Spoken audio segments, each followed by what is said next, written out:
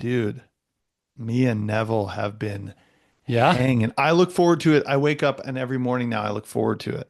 And I that's realize so cool. I've been missing that. I was for a couple of years I would do the Daily Stoic and things like that. And Sure, then I yeah. got into like, oh no, you got to open your laptop as soon as possible.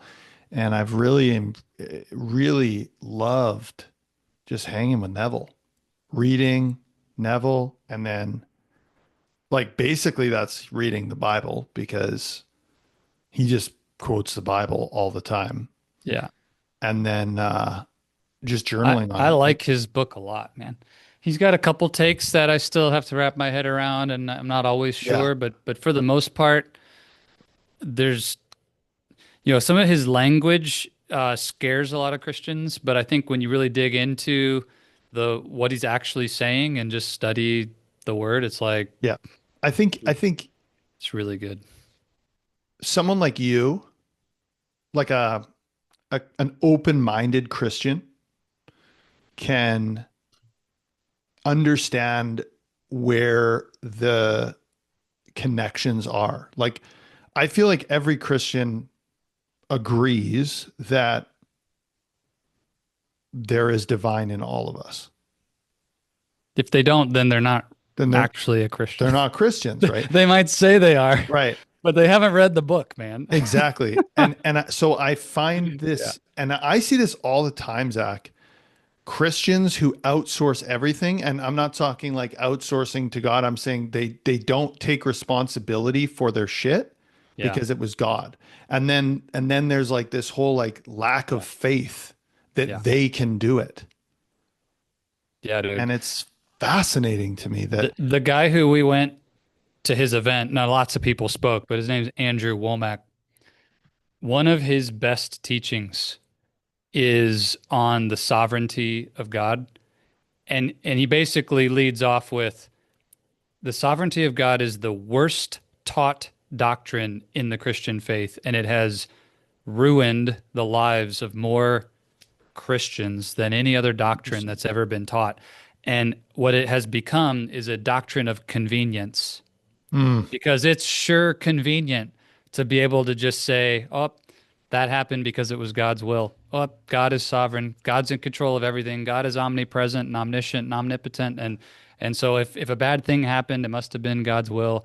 Either if it was good because he wanted to bless me, or if it was bad because he wants to teach me something. And, or so it's and this so. like disconnect that hey, I'm not here to sit and try and dispute with you that there is some bearded deity. I'm not going to fight with you on that, but if you can't recognize that the whole point of that book is to take responsibility for your shit and that all the good things and all the bad things are your responsibility, whether you want to say Yeah. through God or as God, Yeah. like we Yeah. are I going mean, to have a problem if we can't agree on that. it's just not taught, right? In most churches. Yeah. And it wasn't taught to me when I was young. No, I I grew up in the mean, church and it wasn't I taught to feel me. like it, like you said, unless you like that's such a great way to put it. It's a convenient way of saying, oh yeah, there's this like if you take the book at face value, this is what I seem to get from Neville. If you take the book at face value, it seems that there is this person who is above everybody else and can do things that nobody else can do. That doesn't make any fucking sense. Hmm. Like that is the is he says that the Bible is a psychological drama. It's a psychological document that's trying to tell you that you have Jesus in you. Yeah, well, that's what Jesus said. He's like, I am the and- light, I am the way yeah, is not him being like yeah, I'm better than you. It's him being like you should read this as third person, like yeah, or yeah. spoken as, the reader.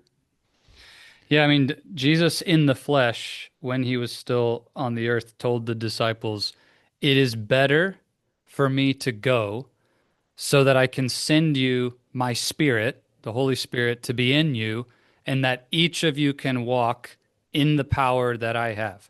And Paul said, you have the mind of Christ. And Peter said, all things unto life and godliness have been given to you. And it's just all over the book, man. If you It's read the book, you everywhere. cannot not see it.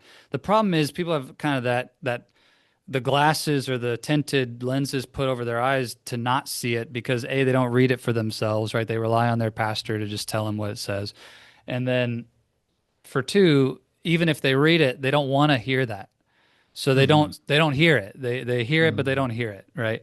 And actually, so here's a really good one. Like one of the famous verses from the Bible that gets quoted all the time is the one about you can, with enough faith, you could tell the mountain to be cast into the sea, and whatever you ask will be done for you. Have you heard that before? Yeah, I mean, I've heard The the concept of like iterations and faith concepts moves of it. mountains. You've heard the phrase "faith moves mountains." That's where this Yeah. comes from. So, um, but here's what it actually says. This is exactly, what I've been realizing is that 90% of the stuff doesn't actually take the context of what it actually says in the Bible. Yeah, exactly. Which, if you play out the narrative of what the idea of spiritual forces of good and the devil being a spiritual force of bad, if you were a force for evil, what would be your best weapon? It's not to just flat out attack people. It's to trick them, right? It's to lie to them. It's to deceive them into thinking it's Just, one thing and it's just a yeah. little bit off, and then you miss the main point because it's just a little bit off. Yeah. So anyway, the devil's a really clever cat, let me tell you. So here's Dude. what it says. Jesus answered them, "Have faith in God, for assuredly I say to you, whoever says to the mountain, be removed and cast into the sea, and does not doubt in his heart, but believes that the things he says will be done, he will have whatever he says. Therefore, I say to you, whatever you ask when you pray, believe that you'll receive them and you will have them." And everybody reads them, they're like, oh, this is just a concept. It's, Jesus can do anything, faith can do anything. But here's the part that never gets talked about. Whoever says, if he says it, if the person who does it, it's not when I do it for you, No. then the mountain moves. It's if Gavin will say to the mountain, move, then it will move if you have faith. If I believe that it You will. are the one who has to say it. You're the one who has to have the faith. You're the one who has to do the shit, to your point. It's Hmm. not, Jesus didn't say to them, hey, like, I'll take care of moving all your mountains for you. Hmm. It's not what it says at all. It says, Not who, even close, in fact. It like, says, your faith, yeah. your According to faith. your faith, be it done to you. And like all of Jesus's miracles, if you read the New Testament, he never says like, you know, um, I'm just going to take care of everybody. He says, according to your faith, be it unto you. Be Hmm. healed according to your faith. I've never seen faith like this. You're healed. Like he's always talking Because about you the have the person faith. came because they came to him in faith. And then at Mhm. the end of it, he's like, all right, I'm out and I'm giving everything I have to you. And